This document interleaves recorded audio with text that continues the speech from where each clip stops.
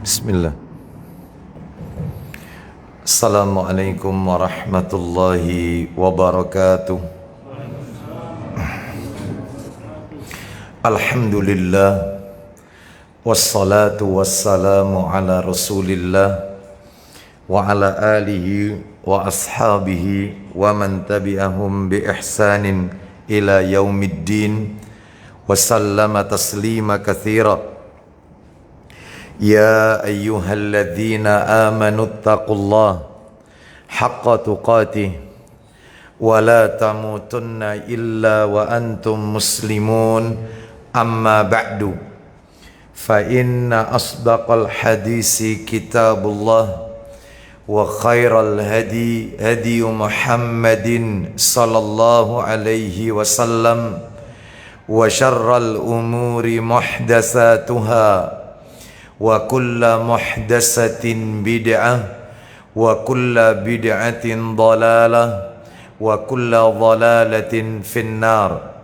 Ikhwan wa akhwati fillah, bapak-bapak, ibu-ibu, kaum muslimin dan muslimah, jamaah majelis taklim Nurul Ilmi yang semoga dimuliakan oleh Allah Subhanahu wa taala.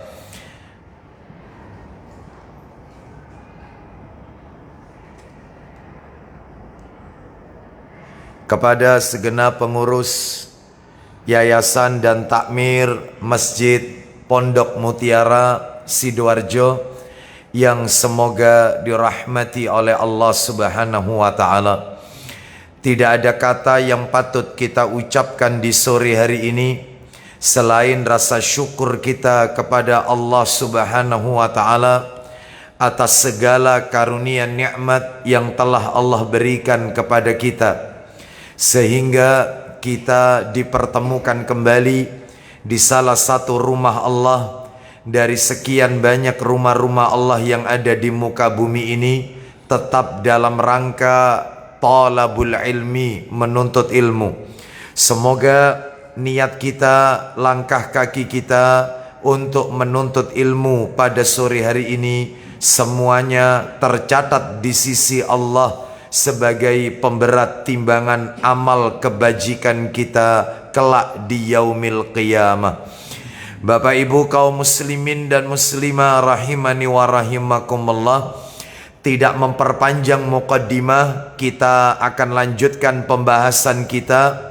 Seperti biasa, kajian kita di Jumat pekan yang kedua, Jumat pekan yang kedua di Masjid Pondok Mutiara, yaitu di Majelis Taklim Nurul Ilmi. Maksud kami pembahasannya adalah pembahasan kitab Arba'in An-Nawawi.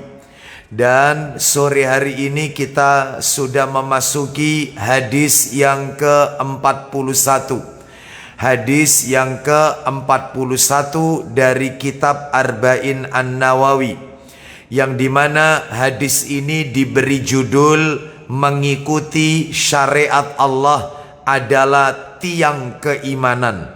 Mengikuti syariat Allah adalah tiang keimanan. Saya akan bacakan hadisnya, lalu kemudian kita mencoba untuk menjelaskan apa yang terkandung di dalam hadis nomor 41 dalam kitab Arba'in An-Nawawi. Saya bacakan hadisnya. An Abi Muhammadin Abdullah bin Amri ibnil As radhiyallahu anhuma qala. Saya langsung langsung terjemahkan. Dari sahabat Abu Muhammad Abdullah bin Amr bin Al-As, semoga Allah meridhoi keduanya. Siapa Abu Muhammad? Abu Muhammad adalah nama kunyah, nama panggilan dari Abdullah. Abdullah ini putranya siapa? Putranya Amr bin Al-As. Abdullah dan ayahnya yaitu Amr bin Al-As, dua-duanya adalah sahabat Nabi. Makanya kita doakan radhiyallahu anhuma, semoga Allah meridhoi keduanya. Cuman bedanya antara anak dengan ayah ini, Abdullah dengan Amr bin As ini, kalau Abdullah ini ahli ilmu, ahli atau orang yang banyak meriwayatkan hadis-hadis Nabi, Abdullah ini anaknya. Sedangkan kalau ayahnya yang bernama Amr bin As ini adalah seorang politikus, seorang negarawan, orang yang pandai mengatur strategi pemerintahan. Nah itu ya, jadi dua-duanya sahabat Nabi ya, namun memiliki perbedaan.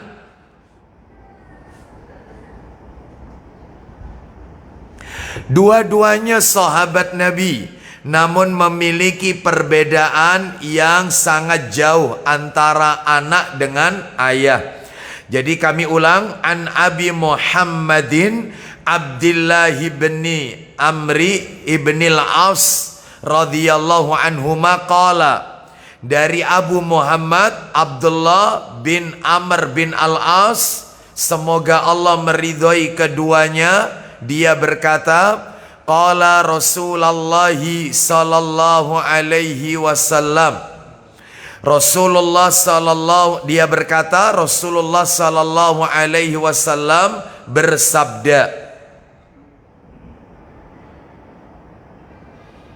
Suaranya masih mute katanya. Sudah selesai. Sudah nyala.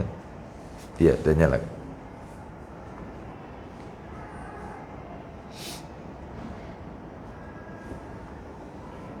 Ya, baik.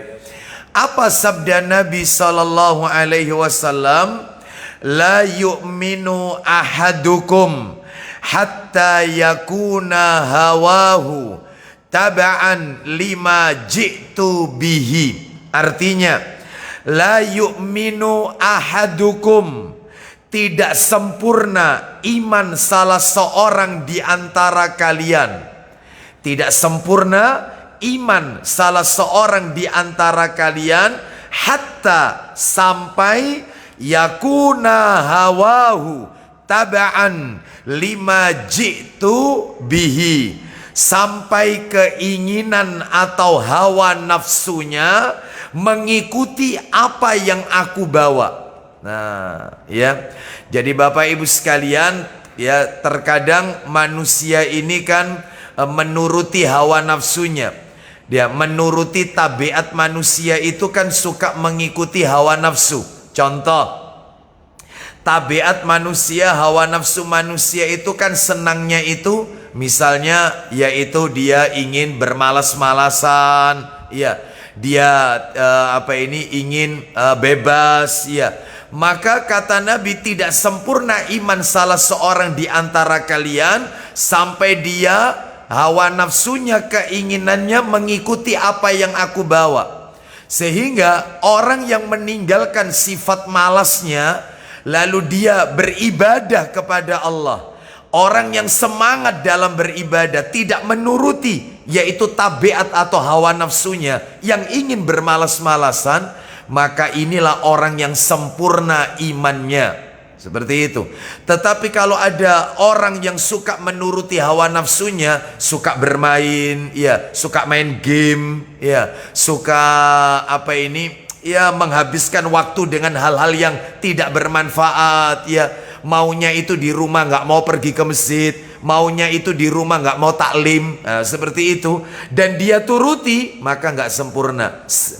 Jadi yang sempurna iman seorang hamba itu adalah meninggalkan seluruh keinginan hawa nafsunya dengan mengikuti ajaran yang aku bawa. Nah, seperti itu. Baik Bapak Ibu sekalian rahimani wa rahimakumullah, hadis ini Bapak Ibu sekalian diriwayatkan oleh Imam Al-Baghawi dalam Syarhus Sunnah nomor 104 dan riwayat Ibnu Abi Asim dalam As-Sunnah nomornya 15. Ternyata hadis ini dhaif. Hadis ini dhaif Bapak Ibu sekalian. Jadi hadis ini bukan hadis yang sahih. Jadi Bapak Ibu kalau ingin tahu, di dalam kitab Arba'in An-Nawawi, Di dalamnya itu berisi 42 hadis. Jadi tidak sesuai dengan judul kitabnya. Kitabnya berbunyi Arba'in 40. Ternyata isi bukunya 42 hadis. Kenapa? Karena ternyata setelah diselidiki ada 2 hadis di dalam kitab Arba'in An-Nawawi yang riwayatnya dhaif, lemah. Hadis nomor 30 dan hadis nomor 41 yang sedang kita bicarakan sore hari ini. Jadikah benar kalau begitu 42 dikurangi 2 ya 40 sesuai dengan judul bukunya, ya. Jadi mengapa kok dicantumkan hadis ini? Ya inilah yang namanya manusia tidak ada yang sempurna. Sekalipun ulama sekali berimam An-Nawawi, ya, beliau banyak sekali menulis kitab-kitab, ya. Bahkan tidak sedikit di antara kaum muslimin yang tidak memiliki kitabnya Imam An-Nawawi. Ya, bahkan kalau ada pondok pesantren yang tidak punya kitabnya Imam An-Nawawi, perlu dipertanyakan pondok pesantrennya. Salah satu karya Imam An-Nawawi yang dinikmati miliaran manusia adalah Riyadus Shalihin. Nah, itu kitab yang familiar di telinga kita semua.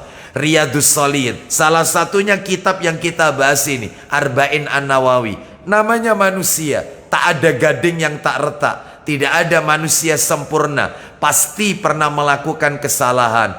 Dan di antara sekian kesalahan tertutupi dengan sekian banyak kebaikan-kebaikan yang dilakukan oleh para ulama. Salah satunya adalah Imam An-Nawawi rahimahullah. Ya.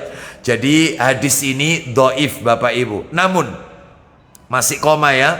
Ternyata sekalipun derajat hadis ini tidak sahih alias lemah atau dhaif, ya, memiliki makna yang benar. Maknanya benar, bahwasanya tidak sempurna iman seseorang itu sampai dia mengikuti apa yang diajarkan oleh Rasulullah Sallallahu Alaihi Wasallam. Maknanya benar ini. Cuman redaksi sanatnya saja, yaitu mohon maaf, redaksi dalam hal ini sanatnya, perawi-perawinya ada yang lemah hafalannya sehingga derajatnya adalah dhaif. Baik Bapak Ibu sekalian rahimani wa rahimakumullah, hadis ini tetap kita bahas. Kenapa? Karena hadis ini memiliki yaitu makna yang sama dengan dalil-dalil yang lain. Nah, ya. Jadi hadis yang kami bacakan tadi dalam Arba'in An-Nawawi nomor 41 itu semakna dengan dalil-dalil yang lain. Ya, apa makna yang sama dengan hadis ini? Dalil-dalil yang memiliki makna yang sama. Di antaranya ini, di antaranya satu, firman Allah di dalam Al-Qur'an surat Ali Imran ayat 31. Kita dengarkan ini. Surat nomor 3 Ali Imran, ayatnya ayat yang ke-31. Allah Subhanahu wa taala berfirman, Ali Imran ayatnya 31.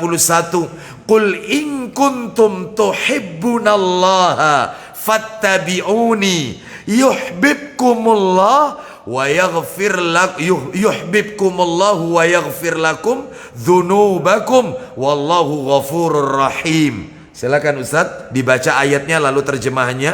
Ayo Ali Imran 31. A'udzu billahi minasy syaithanir rajim.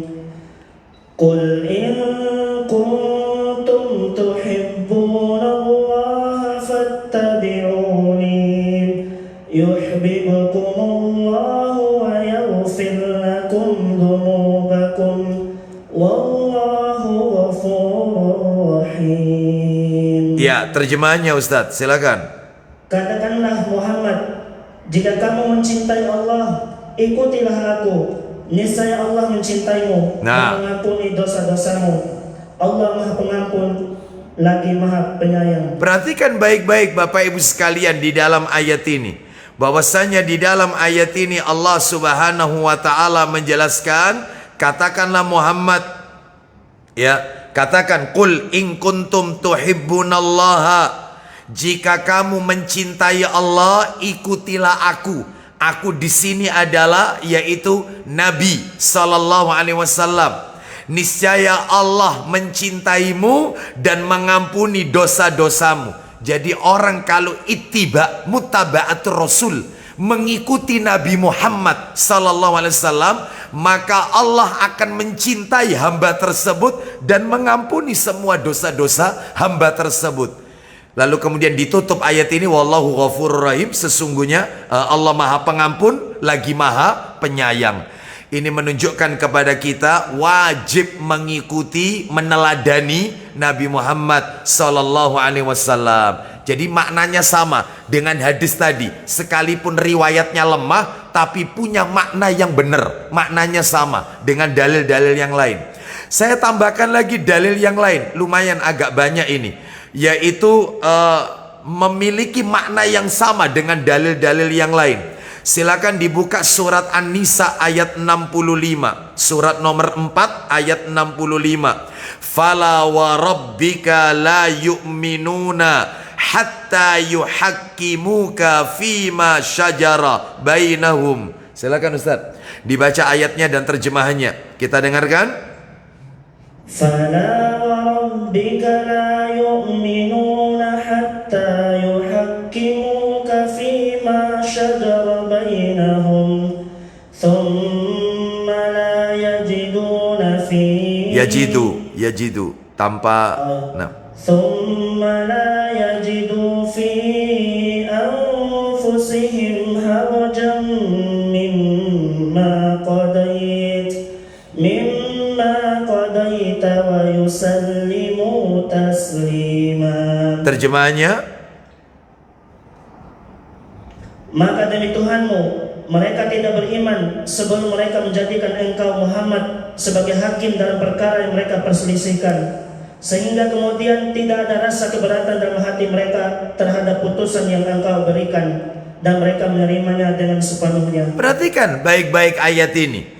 Allah Subhanahu wa taala mengatakan mereka tidak beriman sebelum mereka menjadikan engkau Muhammad sebagai hakim dalam perkara yang mereka perselisihkan, sehingga kemudian tidak ada rasa keberatan dalam hati mereka terhadap putusan yang telah engkau berikan, dan mereka sami'na wa ata'na, menerima dengan sepenuhnya. Jadi dalil ini juga semakna dengan yang tadi sebenarnya. Wajib membenarkan semua yang Nabi sampaikan. Ya. Wajib mengikuti semua yang Nabi sampaikan, yang Nabi tunjukkan, tidak ditolak. Ya, baik. Jadi ini maknanya sama dengan dalil yang lain, yang dalil yang sebelumnya tadi. Sekarang kita lihat lagi dalil yang lain yang punya makna yang sama dengan hadis Arba'in An-Nawawi nomor 41 tadi, yaitu yang ketiga, surat At-Taubah ayat 24. Coba dibuka surat 9 At-Taubah ayatnya nomor 24. Lihat, maknanya sama. Maknanya sama. Allah Subhanahu wa taala berfirman, "Qul in kana aba'ukum wa abna'ukum wa ikhwanukum." Silakan Ustaz, silakan. Qul in kana aba'ukum aw abna'ukum aw ikhwanukum. Enggak ada au Ustaz ya. Wa ikhwanukum. Wa kana aba'ukum wa abna'ukum wa ikhwanukum wa azwajukum wa ashiratukum wa amwalun iftaraftumuha wa tijaratun takhshawna kasadaha wa masakin tardawnaha ahabba ilaykum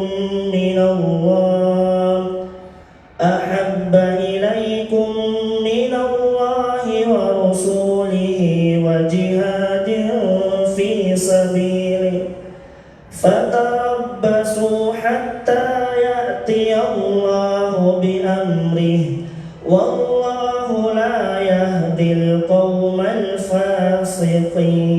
Saya terjemahkan artinya. Katakanlah, jika bapak-bapakmu, satu, anak-anakmu, dua, saudara-saudaramu, tiga, pasangan-pasanganmu, istri atau suami ya, keluargamu, harta kekayaan yang kamu usahakan, perdagangan yang kamu khawatirkan kerugiannya, dan rumah-rumah tempat tinggal yang kamu sukai, lebih kamu cintai daripada Allah dan Rasulnya, serta jihad di jalannya, tunggulah sampai Allah memberikan keputusannya. Dan Allah tidak memberi petunjuk kepada orang-orang fasik. Kalau bapakmu, anakmu, saudara-saudaramu, pasangan-pasangan hidupmu, keluargamu, harta-hartamu, perdaganganmu, rumah-rumah yang kau tinggali, lebih kau cintai daripada Allah dan Rasul, tunggu saatnya. Apa itu? Azab dari Allah Azza wa Jalla. Ayat ini semakna dengan hadis yang lemah tadi. Iya, semakna. Artinya kita wajib mencintai Allah dan Rasul melebihi semua kecintaan kita yang ada di muka bumi ini. Termasuk kecintaan kita kepada orang tua kita dan pasangan hidup kita serta anak-anak kita dan harta kita. Nah, itu ya. Baik, jadi harus porsinya yaitu harus lebih mencintai Allah dan Rasul.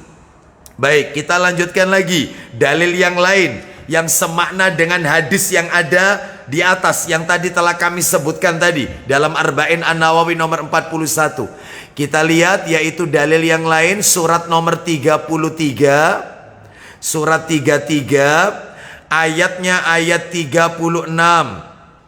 Surat 33 ayatnya 36, Al-Ahzab ya, ayat 36. Ayo Ustadz ayatnya silakan dibaca.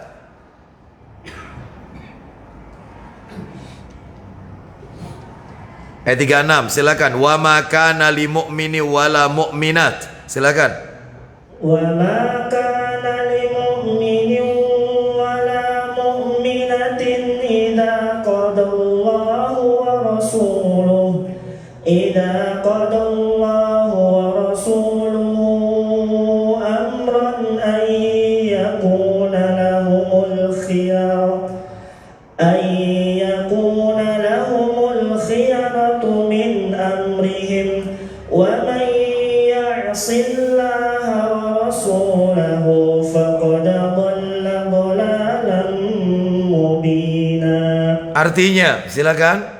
Dan tidaklah pantas bagi laki-laki yang mukmin dan perempuan yang mukmin apabila Allah dan Rasulnya telah menetapkan suatu ketetapan, akan ada pilihan lain, akan ada pilihan yang lain bagi mereka tentang urusan mereka. Dan barang siapa yang mendurhakai Allah dan Rasulnya, maka sungguh dia telah tersesat dengan kesesatan yang nyata. baik, perhatikan ayat ini. Tidak pantas bagi laki-laki yang beriman dan wanita yang beriman apabila Allah dan Rasulnya, yaitu Nabi Muhammad SAW, telah menetapkan suatu ketetapan, lalu dia memilih pilihan yang lain.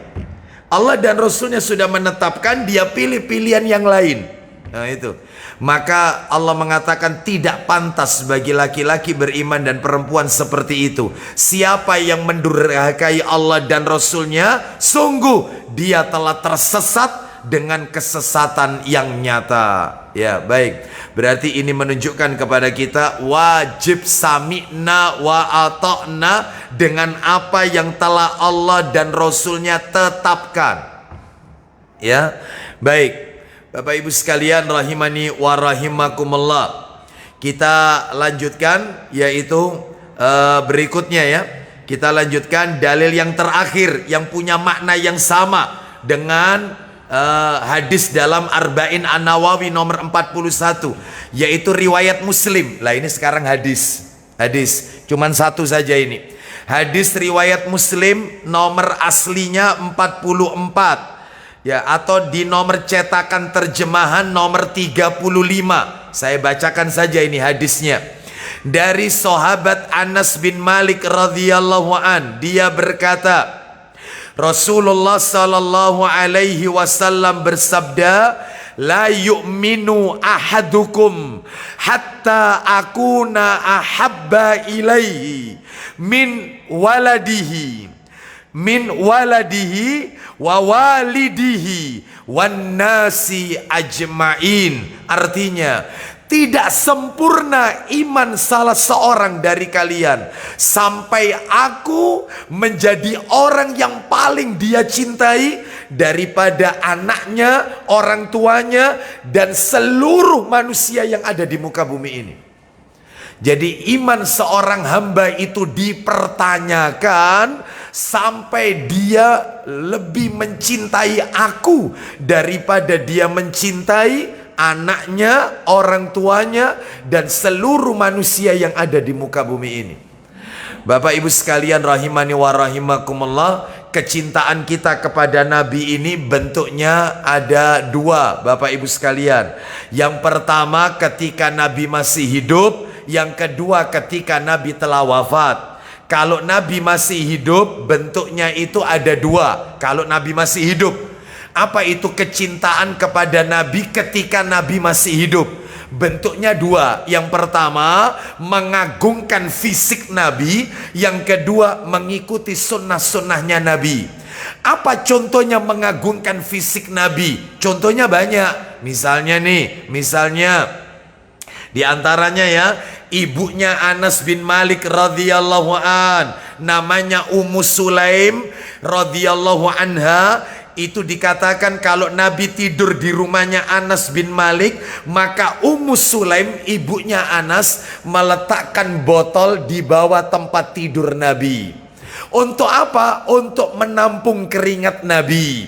Lalu Nabi ketika terbangun, Nabi tanya kepada Ummu Sulaim, apa yang kau lakukan? Aku jadikan keringatmu ini wahai Rasulullah sebagai campuran minumanku wahai Rasulullah. Keringatnya Rasul ini diminum, dan Nabi membiarkan. Mengagungkan fisiknya Nabi. Itu riwayat Muslim itu hadisnya. Dalam redaksi yang lain beda lagi redaksinya. Ummu Sulaim juga radhiyallahu anha, ketika Nabi tidur di rumah Anas bin Malik, maka Nabi saat terbangun, alas tempat tidur Nabi itu terdapat keringat, maka diusap oleh Ummu Sulaim. Untuk apa? Ketika Nabi bertanya, untuk dijadikan sebagai parfumnya Ummu Sulaim, karena keringatnya Nabi itu wangi. Keringatnya Abu Aslam, innalillahi, ya, keringat panjenengan, masya Allah, wangi juga ya, wangi ya. Bapak ibu sekalian, jadi mengagungkan Nabi. Contoh lagi, Nabi kalau keluar dari Masjid Nabawi setelah sholat subuh, itu para pelayan Masjid Nabawi, mereka antri sambil membawa wadah yang berisi air. Mereka menginginkan agar Nabi mencelupkan tangan ke dalam wadah yang mereka bawa. Untuk apa? Untuk dijadikan yaitu minuman mereka. Ngalap berkah dengan celupan tangannya Nabi. Ini bukan ponari, ini bukan. Ya, ini tangan Rasul berkah, dan itu dibiarkan sama Nabi, dibiarkan. Rasul kalau meludah, dan ludah Nabi, riwayat Bukhari yang satu ini, yang akan saya jelaskan ini dari hadis Urwah. Kalau Nabi meludah, ludah Nabi itu yaitu ada di tangan salah seorang sahabat Nabi, itu langsung diusapkan ke wajahnya para sahabat. Ludah Rasul, dan Nabi membiarkan, dibiarkan sama Nabi. Sahabat mengagungkan Rasul, fisiknya diagungkan. Rasul kalau potong rambut, maka seluruh tangan sahabat ada di bawah, berebut setiap helai rambut yang jatuh dari rambut Rasulullah. Ngalap berkah dengan rambutnya Rasul, dibiarkan sama Nabi, dibiarkan. Karena mereka cinta betul sama Rasulnya, diagungkan fisiknya. Rasul hidup, Rasul hidup. Ketika Rasul wafat, nggak usah pergi ke museumnya, lalu lihat pedangnya, lihat rambutnya. Apalagi sekarang banyak versi Turki sama versi Pasuruan mana? Ya, ayo, nggak usah, ya, nggak usah. Kalau mau ngalah berkah, nanti saya jelaskan. Ya, jadi ketika Nabi masih hidup, mencintai Nabi ada dua, mengagungkan fisiknya, dan yang kedua sekarang yaitu mengagungkan sunnah-sunnahnya, menjalankan semua sunnah-sunnah Nabi. Lah kalau sekarang Nabi telah wafat Ustadz, gimana cara mencintai kita kepada Nabi Muhammad sallallahu alaihi wasallam? Caranya ya cuma satu, tinggal sisa satu. Apa itu? Mengagungkan, menghidup-hidupkan sunnah-sunnah Nabi sallallahu alaihi wasallam. Nah itu, jangan diolok-olok, jangan dicibir, jangan ditinggalkan, ya. Tumbuh suburkan sunnah Nabi sallallahu alaihi wasallam. Nah itu. Adapun tidak ada tuntunannya kita pergi ke mana? Museum untuk melihat pedangnya Rasul, lalu kemudian apalagi rambutnya Rasul, ya. Seperti itu. Sampai ada di YouTube itu saya diperlihatkan, yaitu minum dari darahnya Rasulullah. Ya, ada itu, ya, minum darahnya Rasulullah sallallahu alaihi wasallam. Maka ini semua adalah perbuatan-perbuatan yang tidak dibenarkan oleh syariat Islam, ya, terlalu berlebihan, ya. Baik Bapak Ibu sekalian, rahimani wa rahimakumullah. Jadi itu penjelasan daripada kitab mohon maaf hadis Arba'in An-Nawawi yang nomor 41. Adapun penjelasan yang terakhir, ya, jadi hadis ini penjelasannya itu ringkas sekali hadis ini, ya. Adapun penjelasan yang terakhir Bapak Ibu sekalian, yaitu seseorang itu dikategorikan mengikuti Rasulullah, orang itu dikategorikan yaitu taat kepada Rasulullah, mengikuti Rasulullah, mencintai Rasulullah melebihi dari semua yang ada di muka bumi.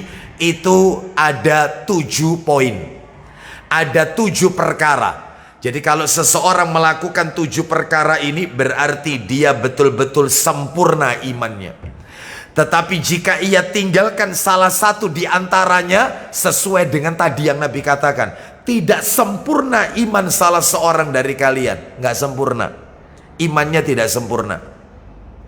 Apa 7 hal itu? Ya, yang pertama adalah ta'atuhu fima amara, mentaati apa yang beliau perintahkan.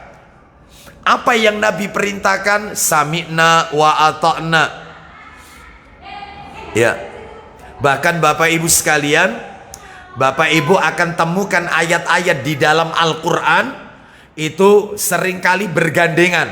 Ketika Allah mengatakan atiullaha wa ati rasul, selalu begitu, gandengan. Sama seperti ayat tentang sholat dan zakat, itu mesti gandengan. Wa aqimus sholah wa atuz zakat, selalu bergandengan. Termasuk ini, mentaati Allah, mentaati Rasul, itu ayatnya mesti gandengan. Dan Bapak Ibu kalau pengen tahu, di dalam Al-Quran itu ada 33 kali Allah menyebutkan atiullaha wa ati Rasul, atiullaha wa ati Rasul, gandengan. Taatlah kepada Allah, taat kepada Rasul. 33. Sebagaimana dikatakan oleh Imam Ahmad bin Hanbal rahimahullah di dalam Majmu' Fatawa, kata beliau rahimahullah, aku melihat di dalam mushaf Al-Quran, aku dapati perintah taat kepada Rasul itu di 33 tempat. Taat kepada Allah, taat kepada Rasul 33 kali dalam Al-Quran. Baik, ini menunjukkan bukti kepada kita, semua yang Nabi perintahkan wajib kita taati. Sami'na wa ata'na. Mana dalilnya? Saya tambahkan dalil, ya. Silakan bisa dibuka dalilnya, Sahih Bukhari. Nomornya 1952. Tapi sebelum Bukhari ada baiknya Al-Quran dulu lah. Quran dulu baru hadis. Tolong mohon maaf mundur dikit. An-Nisa dibuka dulu. Surat An-Nisa ayat 80. Surat nomor 4 ayat 80. Loh, jelas sekali. Yaitu Allah Subhanahu wa taala berfirman, "May yuti'ir rasula faqad ata Allah." Loh, gandengan. Apa itu artinya? Barang siapa yang mentaati Rasul sama dengan mentaati Allah. Lihat ayatnya. Allah tidak mengatakan mayyuti illaha faqad ata'ar rasul. Siapa yang mentaati Allah sama dengan mentaati Rasul. Enggak, ayatnya enggak bilang begitu. Ayatnya justru mengatakan mayyuti'ir rasul faqad ata Allah. Siapa yang mentaati Rasul otomatis sama dengan mentaati Allah. Berarti kalau begitu kuncinya ada di siapa ini? Rasulullah. Ya, taati Rasul otomatis sama dengan taat kepada Allah. Otomatis itu sudah. Tetapi orang yang taat kepada Allah belum tentu taat sama Rasul. Belum tentu. Tetapi orang taat sama Rasul otomatis dia taat sama Allah. Ini ayatnya An-Nisa ayat 80. Oleh karena itu ini menunjukkan kepada kita wajib mentaati Rasul sallallahu alaihi wasallam. Terus dalil yang lain yang tadi Sahih Bukhari 1952. Tapi ini terjemahan. Saya bacakan aja ya. Terjemahan. Disebutkan bahwasannya Nabi sallallahu alaihi wasallam bersabda dari sahabat Abu Hurairah radhiyallahu an. Sahih Bukhari 1952. Apa kata Nabi? Kullu ummati yadkhulunal jannah. Setiap umatku masuk surga illa man aba, kecuali orang yang enggan. Setiap umatku masuk surga, mudah-mudahan kita termasuk di dalamnya, kecuali orang yang enggan. Maka para sahabat bertanya, waman ya'ba ya Rasulullah, siapakah orang yang enggan? Apa ya ada orang enggan masuk surga?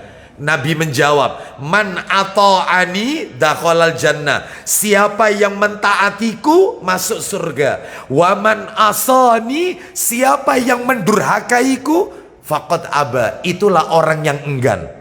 Oleh karena itu maka mentaati Rasul jelas tempatnya adalah di surga. Bahkan di dalam hadis riwayat Ibnu Majah, dalam kitab Sunan Ibnu Majah, nomornya nomor Ibnu Majah, hadisnya nomor 3, Ibnu Majah nomor 3. Ya. Wa ma amartukum bihi faf'alu mastata'tum.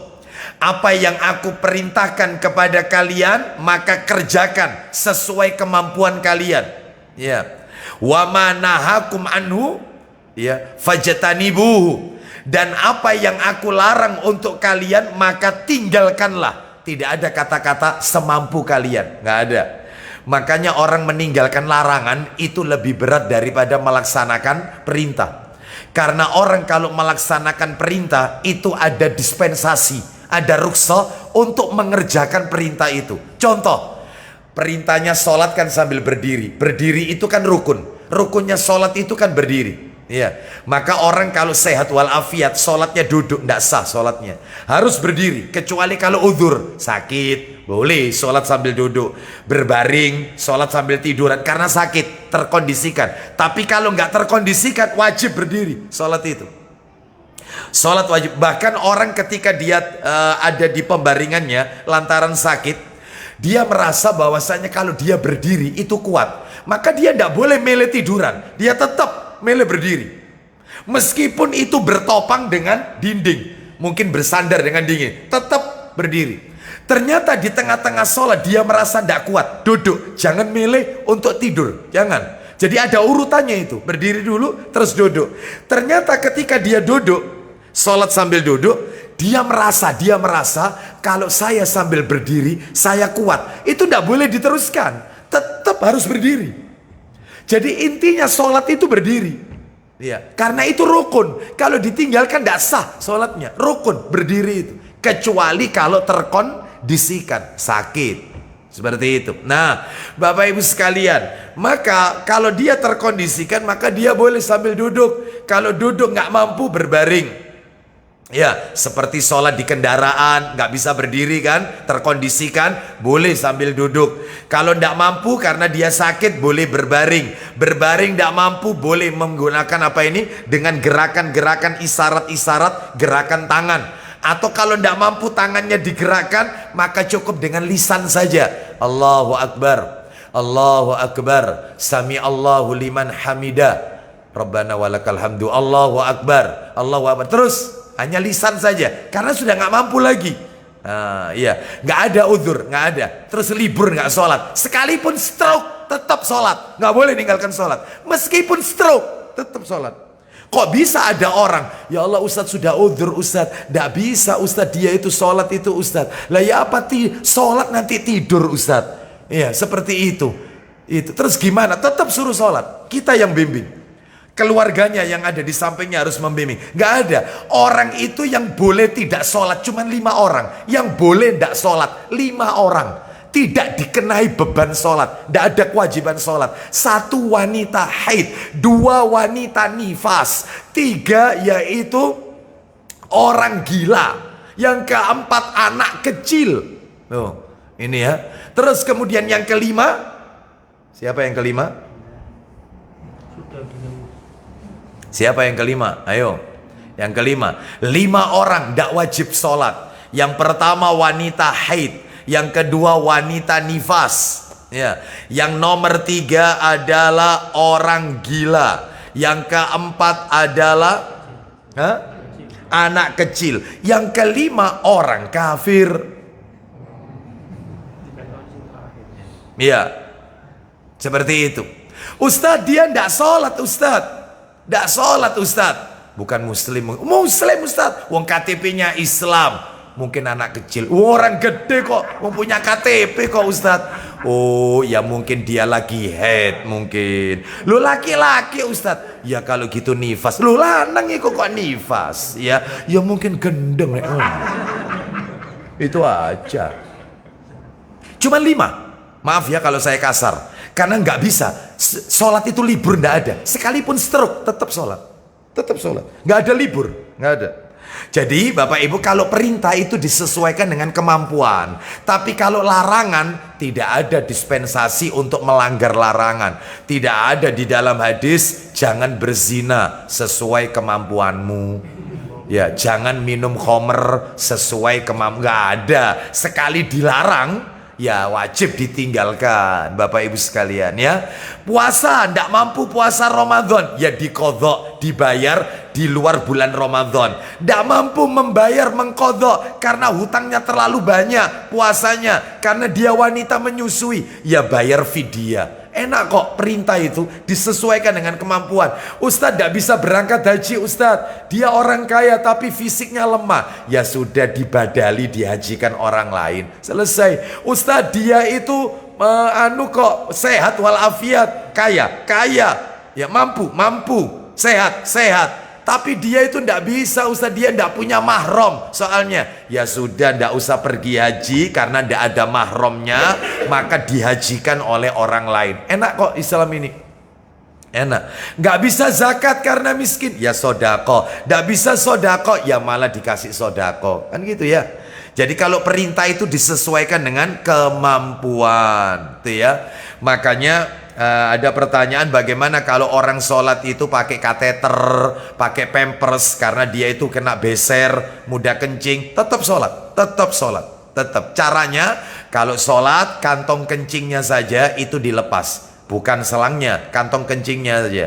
Jadi ketika takbiratul ihram itu dia nggak bawa najis. Perkara nanti di tengah-tengah sholat dia pipis, maka sholatnya tidak perlu diulang. Seperti itu. Termasuk orang sholat pakai pampers. Orang tua pakai pampers karena dia kena beser. Maka sebelum takbiratul ihram upayakan pampersnya itu bersih. Perkara di tengah-tengah sholat ternyata dia pipis, maka teruskan aja sholatnya dan tidak perlu diulang. Semampunya. Ustadz sholat tapi tatoan, semampunya sudah. Ya, fattakullah mastata'tum. Sekalipun wudhu nggak senyawa karena ada tato, ya sudah semampunya. Karena dia kalau ingin menghilangkan tato, lawung tatonya itu sekujur tubuhnya, itu akan bahayanya mudorotnya lebih besar. Mungkin resikonya mati. Yang kedua mungkin biaya besar dan seterusnya. Maka ya sudah sholat semampunya saja. Tapi tetap sholat. Kita lanjutkan ya. Jadi harus mentaati apa yang Nabi perintahkan. Kita lanjutkan yang kedua. Kan ada 7 Bapak Ibu ya. Yang masuk kategori ittiba, mengikuti Rasul itu 7 kategori. Ya baru sempurna iman kita. Yang nomor 2, tasdiquhu fima akhbaro, membenarkan semua berita yang Nabi sampaikan. Benarkan, jangan ditolak. Mana dalilnya? Dalilnya disebutkan di dalam, yaitu di dalam Al-Quranul Karim, yaitu suratnya surat An-Najm, surat nomor 53. Saya bacakan aja ayat 2 sampai 4. Wa ma yantiqu anil hawa in huwa illa wahyu yuha. Tidaklah yang diucapkannya Muhammad itu berdasarkan tidaklah yang diucapkannya itu berdasarkan wahyu, berdasarkan hawa nafsunya, melainkan apa yang diucapkannya itu adalah wahyu yang Allah wahyukan. Ya. Jadi apa yang diucapkan Nabi sallallahu alaihi wasallam itu adalah wahyu. Sehingga kita wajib sami'na wa ata'na. Tidak boleh perkataan Nabi ditolak, nggak boleh. Sekalipun perkataan Nabi sulit dijangkau oleh logika, sulit dicerna oleh akal, wajib akal kita tunduk dengan apa yang Nabi ucapkan. Akal kita wajib tunduk. Seperti Nabi pernah mengatakan, apabila bejana dijilat oleh anjing, maka bersihkan 7 kali bejana itu. Salah satunya dengan apa? Dengan tanah. Jadi bersihkan 7 kali, salah satunya dengan tanah. Silakan orang mengatakan apapun, tunduk. Ya, akal kita wajib tunduk. Bersihkan 7 kali, salah satunya pakai tanah. Ketika Nabi mengatakan apabila minumanmu di dalamnya dimasukin lalat, maka celupkan lalat itu. Karena salah satu sayapnya mengandung penawar, salah satunya itu mengandung racun. Ada. Dan kita tidak tahu mana di antara sayap lalat itu yang di kanan atau di kirinya. Ya, buktinya ternyata apa? Dulu hadis itu ditolak. Padahal riwayat Bukhari itu. Hadis lalat itu riwayat Bukhari. Katanya Nabi, celupkan lalat itu, ambil lalatnya buang, minum airnya. Jangan lalatnya dimakan, jangan. Airnya minum, tapi celupkan dulu. Celupkan dulu lalat itu. Ya, kenapa? Karena lalat itu salah satunya mengandung penawar, salah satunya racun, salah satunya penawar sayapnya itu. Ternyata sekarang terbukti. Gara-gara hadis tentang lalat ini, tidak sedikit mereka para ilmuwan kafir masuk ke dalam Islam. Mu'alaf, banyak. Apa ternyata? Apa? Mohon maaf ini, saya mau tanya, lalat itu hinggapnya yang kotor-kotor tidak? Iya, hinggapnya di kotoran-kotoran, menjijikkan. Sudah. Apa pernah dengar lalat mencret? Muntaber? Ada lalat muntaber? Nggak ada. Hewan lain muntaber. Kambing bisa nggak? Sapi bisa. Lalat nggak? Kenapa? Karena dia punya penawar. Sayapnya itu ada penawarnya soalnya. Allahu Akbar. Terbukti itu.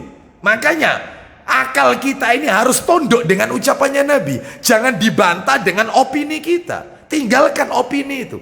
Kalau sudah ketemu qala Rasul, tunduk, sami'na wa ata'na, selesai.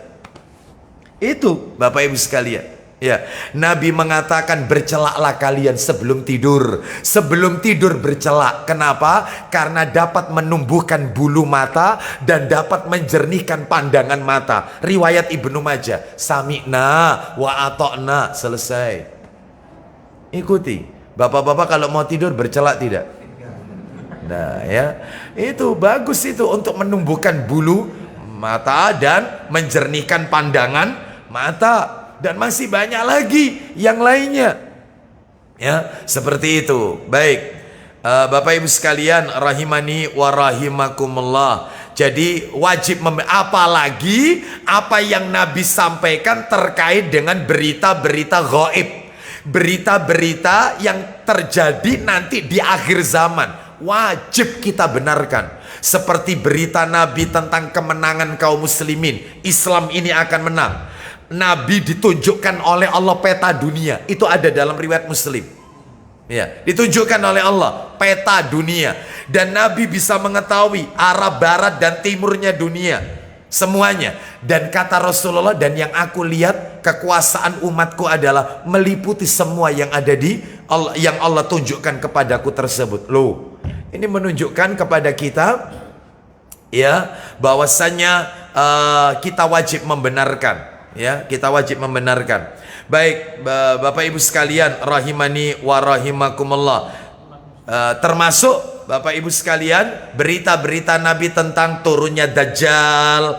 Ya, akan turunnya keluarnya Dajjal, turunnya Nabi Isa alaihi salam, akan munculnya Imam Mahdi, ya, akan keluar nanti Ya'juj dan Ma'juj. Maka kita wajib imani sami'na wa ata'na.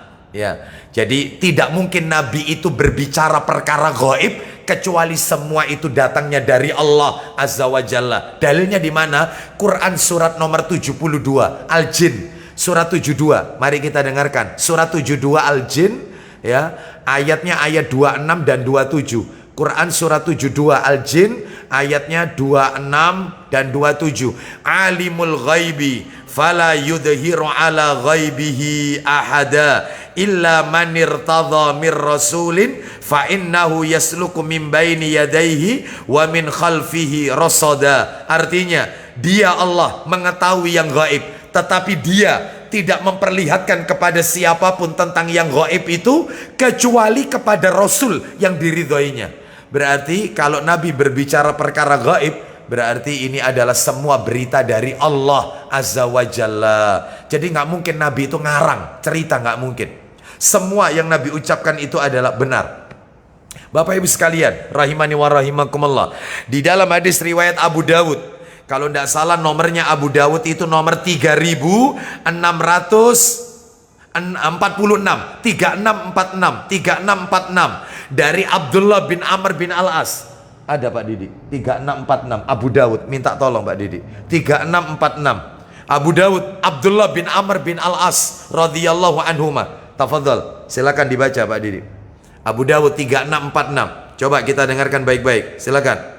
Dari Abdullah bin Amr, dia berkata, ya, sesungguhnya aku telah menulis segala sesuatu yang aku dengar dari Rasulullah. Ini si pembawa hadis yang Arba'in An-Nawawi nomor 41 tadi, Abdullah bin Amr bin Al-As. Makanya Abdullah ini juru tulisnya Nabi, meriwayatkan hadis-hadis Nabi sallallahu alaihi wasallam. Sedangkan bapaknya Amr bin As itu negarawan, politikus. Nah, dia ini menulis semua yang Nabi ucapkan ditulis. Ternyata orang-orang Quraisy, lanjut Pak Didi.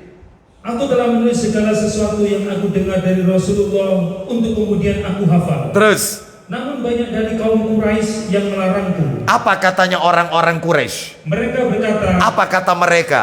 apakah kamu akan menulis segala sesuatu yang kamu dengar dari Rasulullah SAW? Terus, Sedangkan beliau sendiri adalah manusia biasa. Nabi itu kan manusia biasa, ya. Masa semuanya harus ditulis? Karena yang namanya manusia bisa bisa saja berbicara dalam keadaan senang dan marah. Nah, bisa jadi nabimu itu berbicara dalam keadaan senang, dalam keadaan marah. Masa semuanya kamu tulis?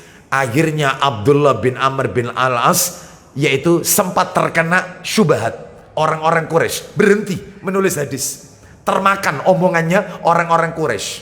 Ternyata dilaporkan kepada Rasulullah. Lanjut, silakan. Sehingga aku berhenti menulisnya. No, aku berhenti nulis hadis. Termakan. Lalu Ya. hal tersebut aku adukan kepada Rasulullah. Nah, lanjut. Beliau kemudian memberikan isyarat dengan jarinya yang menunjuk ke mulut beliau. Nabi menunjukkan jarinya ke mulut beliau sambil Nabi mengatakan, "Fawalladzi nafsi biyadi, ma yakhruju minhu illal haq." Silakan. Beliau berkata, tulislah. Tulis, uktub. Lanjut. Demi zat yang jiwaku berada di tangannya, Tidak ada satupun yang keluar dari mulutku ini. Silakan. tidak ada yang keluar darinya, yaitu mulut ini, kecuali kebenaran. Tulis. Tidak ada satupun yang keluar dari mulutku ini melainkan pasti benar. Tulis. Akhirnya aku pun kembali menulis hadis. Sami'na wa ata'na. Sudah. Nah, ini yang kedua. Yang nomor tiga, tanda mengikuti Nabi, ittiba kepada Nabi itu. Yang ketiga, ya. Maaf ini, sebelum nomor 3 ini ya, ada satu perkataan penting dari Al-Imam Ibnu Qayyim Al-Jauziyah rahimahullah. Saya nukil dalam kitab Madarijus Salikin di juz yang kedua halaman 441. Begini katanya Ibnu Qayyim. Kita masih di nomor 2 ini, belum nomor 3. Nomor 2 ya. Apa katanya Ibnu Qayyim? Ya, termasuk etika adab kepada Nabi adalah perkataannya Nabi tidak boleh dipermasalahkan. Ya, terus kemudian tidak boleh dalil ditentang dengan kias, analogi. Bahkan kias itulah yang semestinya dibuang. Ya, tidak boleh perkataan Nabi diselewengkan dari makna yang hakiki.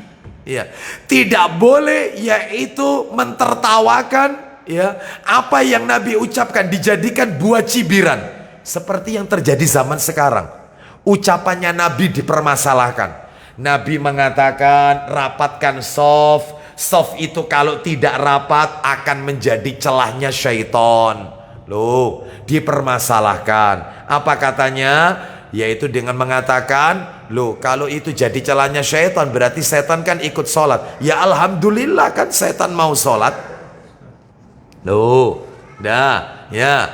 Terus masalah jenggot dibuat cibiran. Jenggot tambah panjang maka akan menarik saraf otak. Ya, itu panjangnya jenggot itu menarik sarafnya otak. Karena sarafnya otak itu ketarik maka dia semakin dungu. Maka orang yang panjang jenggotnya maka bertambah dungu. Loh, bertambah bodoh katanya. Banyak celana cingkrang ya dipermasalahkan dan seterusnya. Wanita bercadar macam-macam.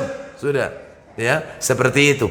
Jadi ucapan-ucapan Nabi dipermasalahkan, diselewengkan, dijadikan buah ejekan. Ya, baik, kita lanjutkan yang nomor 3. Nah, ini nomor 3, ijtinabu manaha anhu wazajara. Apa itu ijtinabu manaha anhu wazajara? Menjauhkan diri dari apa-apa yang beliau larang. Semua yang Nabi larang jauhi. Nabi melarang kita yaitu tato. Nabi melaknat orang yang mentato dan yang minta ditato. Dua-duanya dilaknat. Rasulullah melaknat orang yang mencukur bulu alisnya dan yang minta dicukur bulu alisnya. Loh, sudah ada orang double dua-duanya. Sudah bulu alisnya dicukur, ditato lagi. Ada enggak tato alis? Oh ada, ditato. Ya, ada lagi sulam alis. Rasulullah melaknat orang yang merenggangkan giginya untuk kecantikan, pangur. Rasulullah melaknat orang yang menyambung rambutnya dan yang minta disambung rambutnya. Loh, wig, baik itu yang dari sintetis ataupun yang asli, nggak boleh. Termasuk konde, nggak boleh. Ya, seperti itu. Rasulullah melaknat yaitu laki-laki yang menyerupai wanita dan wanita yang menyerupai laki-laki. Gaya bicaranya, gaya berjalannya, cara berpakaiannya, semuanya menyerupai lawan jenisnya. Ya, seperti itu. Ini tidak diperbolehkan. Termasuk juga Rasulullah melaknat suap dan orang yang menyuap dan yang menerima suap sama-sama dilaknat. No, bukankah banyak sekarang suap itu terjadi di lembaga-lembaga pendidikan? Contoh, kalau waktunya kenaikan kelas, itu wali murid itu mesti ngasih hadiah. Hadiah ke siapa itu? Hadiah ke wali kelasnya. Mestinya kalau mau ngasih hadiah, itu ya semua guru. Ini ndak wali kelasnya tok. Itu suap loh, itu nggak boleh. Sehingga ketika wali kelas mau mencantumkan nilai, maka dia jadi nggak enak. Ini yang namanya konflik of interest. Oh, nggak enak. Nggak enak, iki dikei nilai iki padahal elek, kei nilai 5 iki ya apa? Wingi dikei sarung ambek mau kena. Ya apa iki benulan kei sembako ambek mamae. Nah, akhirnya nggak objektif kan? Iya. Berapa banyak anak-anak kuliah supaya dia menempati pos, yaitu misalnya, maaf ya, misalnya fakultas kedokteran, ya, maka semakin tinggi ya. Itu saya soalnya dapat selendingan. Oh Ustaz, ada yang naruh 600 sampai ada yang 700 juta Ustaz. Itu ada yang itu ada yang tidak masuk Ustaz. Astagfirullah. Berapa banyak orang-orang yang kerja supaya yaitu CV-nya, kurikulum VT-nya masuk ke meja personalia, itu mesti ngasih satpamnya. Istilah Pak, ikilah Pak. Wis gawe tuku rokok lho Pak, saya minta tolong Pak, ini permohonan saya sampean deke ndok meja personalia. Ternyata dikabulkan, masuk. Itu setiap bulan rezekinya nggak barokah itu. Karena dia tidak punya skill dalam pekerjaan itu. Dia menghalangi orang yang punya skill yang mestinya layak masuk di tempat pos tersebut. Gara-gara suap. Oh, banyak yang kayak begini. Ya. Ustadz, kalau kita menyuap karena hak kita dihalangi, boleh tidak? Boleh. Sahabat Nabi ada yang melakukan seperti ini. Lewat di satu jalan itu dihalangi oleh para perompak. Itu nggak boleh lewat, kecuali kalau kau mau memberikan sesuatu. Ya sudah, disuap supaya bisa lewat. Karena nggak ada akses lain kecuali itu. Iya. Ngurus KTP, ngurus sertifikat, semuanya. Misalnya harus pakai uang pelicin Ustadz, ini sore meja kudu ono Ustadz. Ini wis belak-belakan aja lah. Ya, seperti itu. Terus kalau cara lain tidak bisa. Gak bisa Ustadz, ya apa saya ngurus yayasan ini Ustadz, untuk masjid ini Ustadz, sulit. Ya, harus naruh. Ya, kalau mau apa adanya lama bertahun-tahun Ustadz. Nah, ya, maka banyak Rasulullah melaknat suap, yang menerima dan yang menyuap. Termasuk juga diantaranya Rasulullah SAW melaknat kozak, potongan rambut kozak. Apa itu kozak? Ya seperti potongan rambut apa itu pemain bola, siapa itu? Balotelli. Ustadz kok apal? Dikasih tahu. Ya, jadi tengahnya itu ada rambutnya, kanan kiri itu gundul atau pelontos, ya tipis. Nah itu nggak boleh, itu namanya potongan koza. Dan sekarang lagi ngetren itu anak-anak yang potongan rambut seperti ini, tengah itu ditebalin, kanan kiri itu ditipiskan. Nggak boleh, rata saja. Kalau mau rata, rata saja, seperti itu. Ya kalau mau panjang, panjang sekalian, rata, rata sekalian, seperti itu. Baik, hati-hati ya. Dan masih banyak lagi. Makanya semua yang dilarang. Rasulullah melaknat laki-laki memakai baju sutra, kain sutra, dilaknat. Untuk wanita tidak, laki-laki nggak boleh. Laki-laki tidak boleh memakai cincin emas, nggak boleh, haram hukumnya. Maka jauhi semua yang Nabi larang, jauhi. Ya, baik, lanjut. Nomor 4. Yang keempat, yang masuk kategori itiba ini, yang masuk kategori itiba, yaitu an la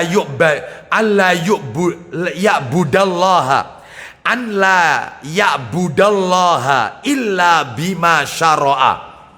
Apa artinya itu an la ya'budallaha illa bima syara'a?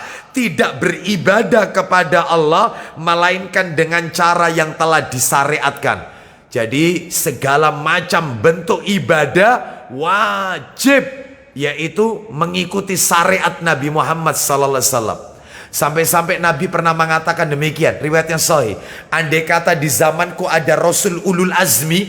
Apa itu Rasul Ulul Azmi? Rasul Ulul Azmi itu kan ada 5. Ya, disingkat minim, M-I-N-I-M. Minim, M-I-N-I-M. Apa saja itu? Muhammad SAW, I-nya itu Isa, N-nya Nuh alaihissalam, I-nya lagi Ibrahim, M-nya lagi Musa. Muhammad, Isa, Nuh, Ibrahim, Musa. 5 Rasul Ulul Azmi. Katanya Nabi, andai kata Rasul Ulul Azmi itu hidup di zamanku, niscaya, berarti kalau hidup di zamanku sisa 4. Nuh, Ibrahim, Isa, Musa. Itu 4-4-nya hidup di zamanku, niscaya mereka wajib mengikuti syariat yang aku bawa. Makanya Bapak Ibu tidak usah kaget nanti di akhir zaman ketika Nabi Isa itu turun di Masjid Jami', yaitu Masjid Jami' Damaskus, Syria, ya, dengan turunnya itu bergelayut di sayap malaikat, hadisnya sahih itu. Maka ketika turun di situ waktu itu sudah ada Imam Mahdi. Siapa Imam Mahdi? Anak keturunannya Rasul yang terakhir. Dari jalurnya siapa? Hasan menurut Ahlus Sunnah. Tapi kalau menurut versi Syiah dari jalurnya Husain, karena Syiah mengkultuskan Husain. Nah, kalau menurut Ahlus Sunnah Hasan, yang benar Hasan bukan Husain. Nah, Imam Mahdi nanti ada. Lalu kemudian apa yang terjadi? Waktu itu waktunya sholat. Kalau nggak salah riwayatnya itu sholat subuh. Maka Imam Mahdi berkata kepada Nabi Isa, silakan Anda menjadi imam buat kami sholat subuh. Lalu kata Nabi Isa, Anda yang layak untuk menjadi imam. Maka saat itulah Nabi Isa menjadi makmum, yang jadi imam anak keturunnya Rasul yang terakhir ini, Imam Mahdi. Imam Mahdi ini nama aslinya seperti nama Nabi kita, Muhammad. Nama bapaknya Imam Mahdi seperti nama bapak Nabi kita, Abdullah. Katanya para ulama, berarti kalau begitu Nabi Isa nanti turun di akhir zaman, dia tidak bawa syariat baru. Buktinya sholatnya ikut tata cara sholatnya keturunannya Rasul yang terakhir ini. Ya pakai ruku, ya pakai i'tidal. Jadi nggak bawa syariat baru. Nah, makanya andai kata semua nabi-nabi itu ada, semuanya wajib tunduk kepada syariat yang diajarkan oleh Rasul Sallallahu Alaihi Wasallam. Makanya ada kaidah Bapak Ibu di dalam agama kita, kalau urusan dunia, tanya mana larangannya. Urusan dunia, tanya mana larangannya. Kalau urusan ibadah, tanya mana dalilnya. Ustadz kok dikit-dikit ini salah, ini bid'ah. Ustadz ke masjid ini naik apa? Saya naik mobil, kendaraan. Ya, Ustadz berarti telah melakukan bid'ah. Karena Rasulullah itu naik onta, Ustadz bid'ah ini. Ya, dikasih julukan Abu Aslam al-bid'ah. Oh, itu ada yang kayak begini ada. Ya, baik. Jadi Bapak Ibu sekalian, karena apa? Karena nggak sesuai sama yang diceramahkan. Ngatakan orang ini bid'ah, tetapi dia sendiri adalah pelaku bid'ah. Buktinya kendaraannya, dia sendiri pakai HP. Di zaman Rasul nggak ada HP, itu bid'ah. Saya tanya, mobil itu ibadah atau duniawi? Saya tanya, jawab Bapak Ibu. Duniawi. Ya, HP ini urusan ibadah atau duniawi? Duniawi. Kalau urusan duniawi, apa tadi kaidahnya? Tanya mana larangannya. Ada larangannya tidak boleh naik mobil. Saya pengen tahu. Ada larangan jangan naik mobil. Ada? Nggak ada. Tapi kalau urusan ibadah, tanya mana dalilnya. Contoh, Anda zikir baca ini sekian kali, dan macam-macam lah. Saya tanya mana dalilnya. Karena ibadah itu, ya, ada kematian, ada kumpul-kumpul, makan-makan, mana dalilnya? Saya tanya, ya. Oleh karena itu Bapak Ibu sekalian, maka ini kaidah yang harus kita pahami bersama. Jadi kalau urusan dunia, tanya mana larangannya. Kalau urusan ibadah, tanya mana dalilnya. Sekarang kita lanjutkan yang nomor 5. Tinggal 2 lagi kita akhiri. Tidak boleh mendahulukan perkataan siapapun di atas perkataan Nabi. Nggak boleh. Tidak boleh mendahulukan perkataan siapapun, ya, di atas perkataannya Nabi. Nggak boleh. Jadi Bapak Ibu sekalian, maaf ini harus saya sampaikan. Tidak boleh menentang hadis Nabi dengan perkataan seorang kiai. Nggak boleh. Ustadz, tuan guru, imam ini, imam itu. Nggak boleh. Ini termasuk lancang kepada Nabi sallallahu alaihi wasallam. Nggak boleh. Ya, nggak boleh. Jadi perkataan Nabi harus ada di semua perkataan manusia yang ada di muka bumi ini. Urut-urutannya, yang pertama kalamullah, yang kedua baru kalam Rasul, perkataan Rasul. Nah, makanya kalau menyampaikan dakwah itu ya jangan masuk satupun opini kita. Semua yang kita sampaikan qala Allah qala Rasul, qala Allah qala Rasul. Selesai. Wa qala sahaba. Apa yang Allah firmankan, apa yang Nabi sabdakan, dan apa yang dipahami oleh generasi terbaik para sahabat. Selesai. Itulah belajar agama. Ya. Sebab ada seseorang itu yang dia asik menukil perkataan-perkataan para ilmuwan, dan dia tidak senang menukil perkataan hadis-hadis Nabi. Jadi ceramahnya menggebu-gebu, tidak ada satupun keluar hadis Nabi. Qala Rasul nggak ada. Yang disampaikan itu menurut Karl Marx, menurut Aristoteles, iya, menurut Napoleon, menurut India itu apa? Mahatma Gandhi. Dalam sebuah syairnya Mahatma, siapa mereka ini? Ya, siapa? Ya menukil qala Rasul, ya, qala sahaba. Mereka lebih mulia daripada orang-orang yang disebutkan tadi itu. Nah, seperti itu ya. Maka tidak boleh. Ya, ini tidak boleh mendahulukan perkataan siapapun di atas perkataan Nabi. Kita lanjutkan yang nomor 6, berhukum dengan sunnahnya. Ya, berhukum dengan sunnah Nabi. Jadi dikit-dikit dihukumi dengan sunnah Nabi dalam hal apapun, sampai dalam hal sekalipun dianggap remeh oleh kaum muslimin. Contohnya masalah toilet, buang hajat, itu diatur di dalam Islam. Masuk kamar mandi kaki kiri, sebelum masuk kamar mandi ada doanya. Allahumma inni a'udzubika minal khubsi wal khaba'is. Disukun aja, khubsi boleh, boleh di dhamma, khubusi boleh. Lo bedanya apa? Kalau di dhamma, Allahumma inni a'udzubika minal khubusi wal khaba'is, artinya ya Allah, aku berlindung kepadamu dari setan jantan dan setan betina. Itu kalau di dhamma. Tapi kalau disukun, bunyinya begini kalau disukun. Allahumma inni a'udzubika minal khubsi wal khaba'is. Artinya, ya Allah, aku berlindung kepadamu dari seluruh makar syaitan. Seluruh makar syaitan. Nah, seperti itu. Bapak Ibu sekalian rahimani wa rahimakumullah. Jadi ini menunjukkan kepada kita bahwasannya berhukum dengan sunnah. Masuk toilet kaki kiri. Begitu masuk toilet ada aturan main. Tidak boleh menghadap kiblat dan tidak boleh membelakangi kiblat. Loh Ustadz, itu katanya kalau padang terbuka. Benar. Ya benar memang. Kalau tempatnya tertutup seperti kamar mandi, toilet yang ada di masjid ini, itu kan tertutup. Nggak apa-apa menghadap kiblat, membelakangi kiblat, karena tempatnya tertutup. Yang nggak boleh itu kalau padang terbuka, tempat terbuka, itu nggak boleh. Namun ada komanya, sekalipun tempatnya tertutup, upayakan tetap tidak menghadap kiblat dan tidak membelakangi kiblat. Kenapa? Disebutkan dalam kitab Sahih Targhib wa Tarhib nomornya 151, orang yang tidak menghadap kiblat dan tidak membelakangi kiblat ketika buang hajat, maka diberi pahala 1 dan dihapus 1 dosanya. Loh, dapat pahala. Jangan diremehkan. Meskipun tempatnya tertutup, upayakan jangan menghadap. Terus kemudian ketika buang hajat ada aturan main. Tidak boleh, maaf. Tidak boleh menyentuh kemaluan dengan tangan kanan. Nggak boleh. Yang benar itu tangan kiri. Seperti itu. Terus kemudian hindari percikan najis. Makanya ulama berkomentar ketika kencing di orinoir. Apa orinoir itu? Tempat kencing yang berdiri itu ya. Nah itu bagaimana untuk laki-laki?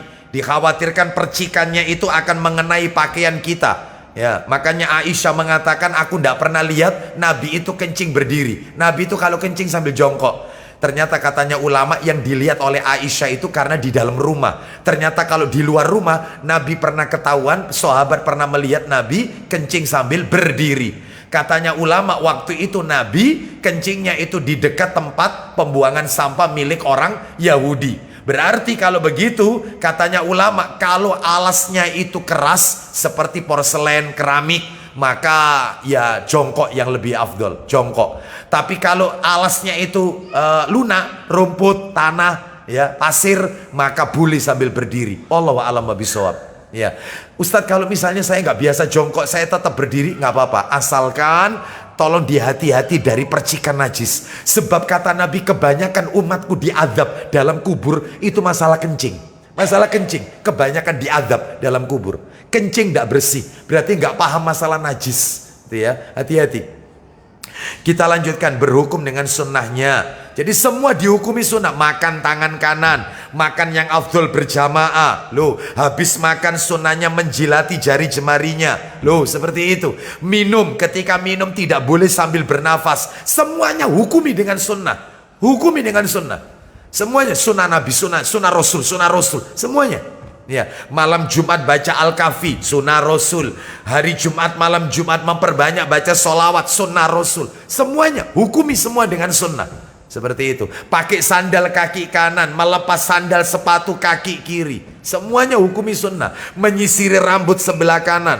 Ikuti sunnah Nabi, hukumi dalam semua aspek kehidupan kita. Lah itu yang namanya ittiba betulan. Sempurna itu, imannya itu. Semuanya dihukumi sunnah. Ya, lagi makan ngobrol, ya. Terus kemudian mamanya bilang sama anaknya, ayo kalau makan tidak boleh ngomong, ya. Nanti akhirnya itu dimakan setan nanti itu makanannya, ya. Ayo kalau makan tidak boleh ngomong, ya. Itu salah. Justru sunnahnya itu makan sambil bicara, sunnah itu. Makan itu sambil ngobrol, itu sunnah Bapak Ibu. Jadi yang selama ini pemahaman kita makan tidak boleh ngomong, itu suruh diam. Maka ini justru nggak ada dalil. Yang ada dalilnya itu makan sambil ngobrol. Boleh bicara itu, nggak apa-apa. Seperti itu ya.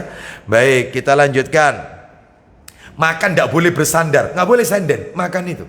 Nabi melarang makan sambil bersandar. Jadi harus tegak. Lah kalau dia itu sakit Ustadz, encok atau apa ya beda lah ya. Ini kan karena terkondisikan ya, sakit boleh bersandar. Tapi kalau nggak terkondisikan duduk tegak. Nabi melarang orang makan sambil bersandar. Maka semua dalam kehidupan kita lakukan sesuai sunnah Nabi. Seperti itu ya. Baik, masuk kuburan, lepas sepatu. Ketika temannya tanya, "Lu kenapa sepatumu kok dilepas?" Sunnah Nabi. Nabi melarang masuk kuburan pakai sepatu. Katanya ulama dikomentari, kalau kuburannya itu tidak terawat. Kalau kuburannya itu terawat, tertata dengan baik, maka nggak apa-apa. Tapi kalau tidak terawat, yang dikhawatirkan kaki kita akan terkena mudorot, misalnya pecahan kaca dan seterusnya, maka yaitu dalam hal ini, mohon maaf, kalau tidak terawat maka pakai sandal. Kalau terawat maka nggak boleh pakai, ya, nggak boleh pakai sandal, seperti itu ya. Baik, jadi semua hukumi dengan sesuai sunnah Nabi Sallallahu Alaihi Wasallam ya. Baik, kita lanjutkan, yaitu yang terakhir, yang G, ya, mencintai apa yang Nabi cintai dan membenci apa yang Nabi benci. Apa yang Nabi cintai, cintai. Apa yang Nabi nggak suka, tinggalkan. Apa saja yang Nabi sukai? Banyak. Dalam masalah ibadah, ayo, apa yang Nabi sukai dalam masalah ibadah? Di antaranya ya, di antaranya ini, Nabi menyukai amal ibadah itu sedikit tapi istiqomah. Itu lebih disukai Nabi. Terus Nabi menyukai puasa Senin Kamis. Nabi menyukai yaitu tidak menunda-nunda sodako. Ya, Nabi suka nggak menunda-nunda sodako. Nabi nggak suka menunda-nunda sodako itu. Ya, Nabi tidak suka menunda-nunda sodako. Jadi Nabi itu yang paling Nabi sukai itu adalah menyegerakan sodako, maksud saya. Menyegerakan sodako, tidak menunda-nunda sodako. Termasuk Nabi menyukai sholat, diantaranya adalah yaitu ada 5 sholat yang bisa kita lakukan rutin. Silakan Pak, jangan ditinggalkan 5 ini. Dan 5-5-nya ini disukai oleh Nabi. 5 sholat yang bisa kita lakukan rutin. Yang pertama, kita urut mulai malam dulu. Urut mulai malam. Yang pertama adalah tahajud. Yang kedua witir. Yang ketiga sholat sunnah. Yang ketiga sholat sunnah qobliyah ba'diyah. Sholat sunnah rawatib. Yang nomor 4 sholat sunnah isyraq. Yang nomor 5 sholat duha. 5 sholat sunnah jangan ditinggalkan setiap harinya, karena 5-5-nya ini disukai Nabi.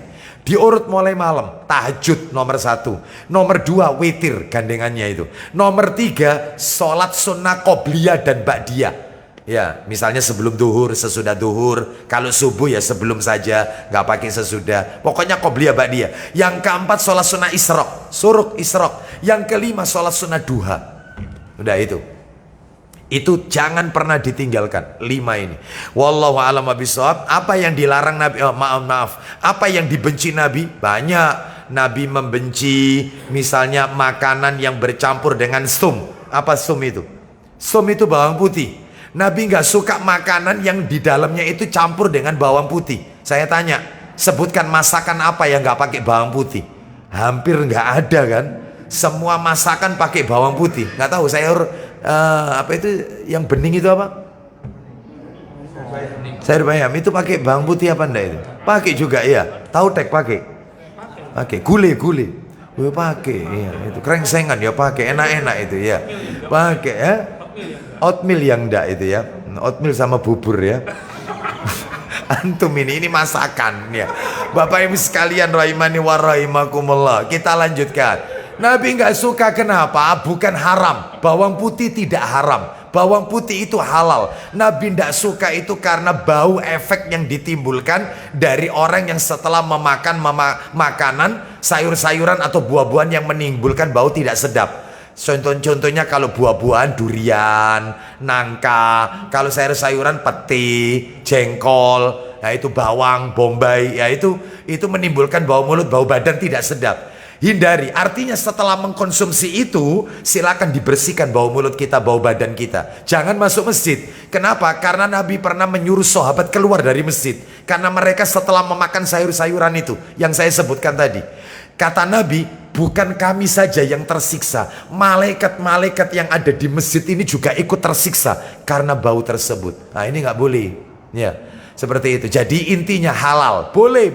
Masakan pakai bawang putih boleh. Tidak ada larangan. Halal. Hanya saja tolong setelah mengkonsumsinya kita berkumur, gosok gigi. Ya, wallahu a'lam bishawab. Jadi banyak yang Nabi nggak suka itu. Ya, wallahu a'lam bishawab. Demikian apa yang bisa kami sampaikan.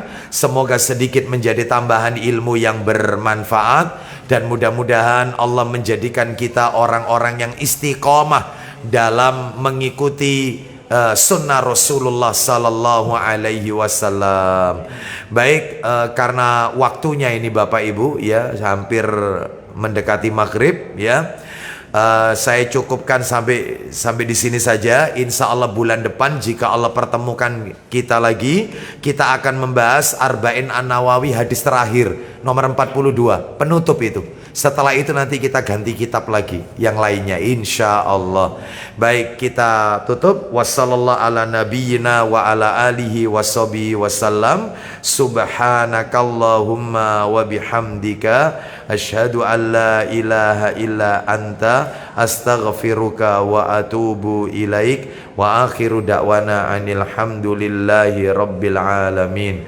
Assalamualaikum warahmatullahi wabarakatuh.